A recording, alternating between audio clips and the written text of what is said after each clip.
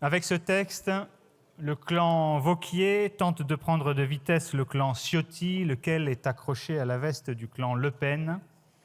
Le gaullisme a laissé place à l'anarcho-capitalisme incarné par un Javier Milei en Argentine. S'en prendre à l'État est devenu à la mode. Démanteler la puissance publique est devenu le passe-temps de la nouvelle droite réactionnaire, ici et là-bas. Enfin, dans le verbe pour l'instant, puisque ce texte propose un moratoire, c'est-à-dire de ne rien faire, l'immobilisme, quel panache.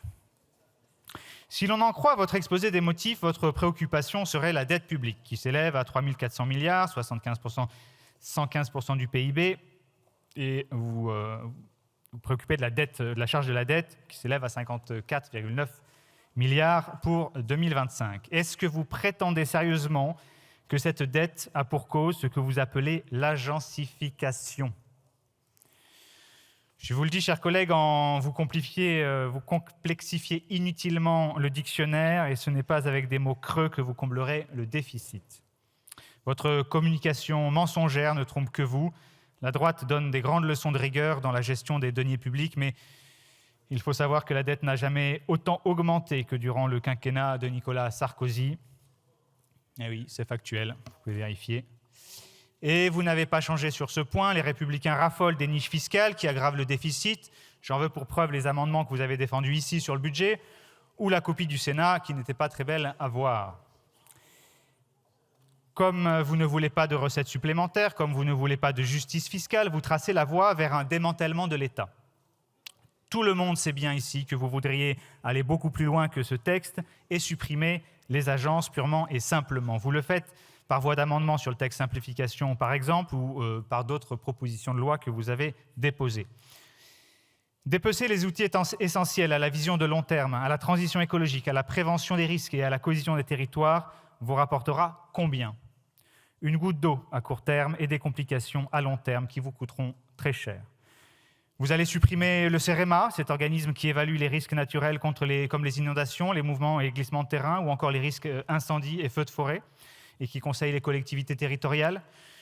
Vous allez supprimer l'INERIS, Institut d'expertise et des risques industriels, qui est par exemple intervenu lors de l'incendie de Lubrizol, en appui des pompiers et de la préfecture pour identifier au plus vite les risques pour la santé des habitants.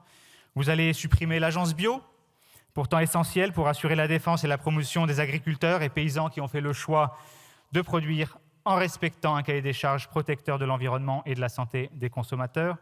Vous allez supprimer l'ADEME, qui, loin des caricatures, accompagne et appuie les politiques locales et nationales de transition écologique auprès des collectivités. Alors, vous direz peut-être, non, nous réintégrons les compétences au sein des administrations de l'État. Bien, et alors, combien cela vous rapportera à la fin ? Pas une goutte d'eau, vous ne trouverez seulement une petite gouttelette évaporée. Bon courage pour rembourser la dette avec ça. Bon courage. Chers collègues, avec cette résolution d'affichage inconséquente et populiste, les Républicains nous proposent en réalité un démantèlement aveugle des politiques publiques pourtant essentielles et d'intérêt général. Il n'y a ni mesure des impacts, ni vision d'ensemble, ni stratégie de long terme. Le groupe écologiste et social votera bien évidemment contre cette proposition de résolution. Je vous remercie. Merci, monsieur le député. Pour le groupe démocrate.